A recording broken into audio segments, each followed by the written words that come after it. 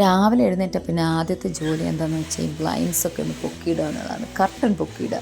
സൂര്യപ്രകാശം അകത്തേക്ക് കടന്നു കഴിഞ്ഞാൽ പിന്നെ നമുക്കൊരു പ്രത്യേക സുഖമാണ്, ഒരു എനർജി കിട്ടിയ പോലെ ഫീൽ ചെയ്യും. പിന്നെ ഇങ്ങനെ എനിക്ക് ബെഡ്ഷീറ്റൊക്കെ കിടന്നു കഴിഞ്ഞ് കഴിഞ്ഞാൽ അത് എണീറ്റ് കഴിഞ്ഞ് കഴിഞ്ഞാൽ നന്നായിട്ട് മടക്കി ഒരു സൈഡിലേക്ക് വെക്കണം. അതെൻ്റെ നിർബന്ധമുള്ളൊരു കാര്യമാണ്.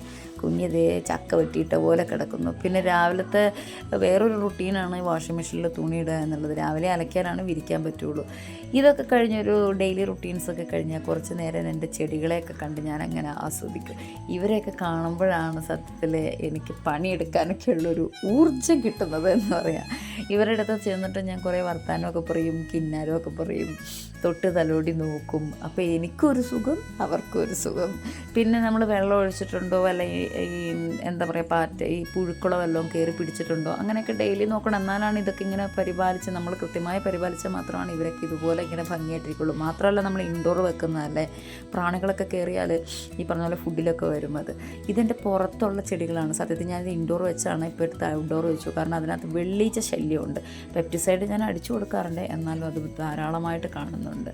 എൻ്റെ ചെത്തിയും തുളസിയുമാണ്. ഇതിങ്ങനെ അടുത്തടുത്ത് നിൽക്കുന്ന കാണാൻ തന്നെ ഭയങ്കര ഒരു ഭംഗിയാണ്. ഇവനെ ഞാനിങ്ങനെ കൊതുമ്പൊക്കെ എപ്പോഴും നുള്ളിക്കളഞ്ഞ് വെച്ചുകൊണ്ടിരിക്കും കേട്ടോ.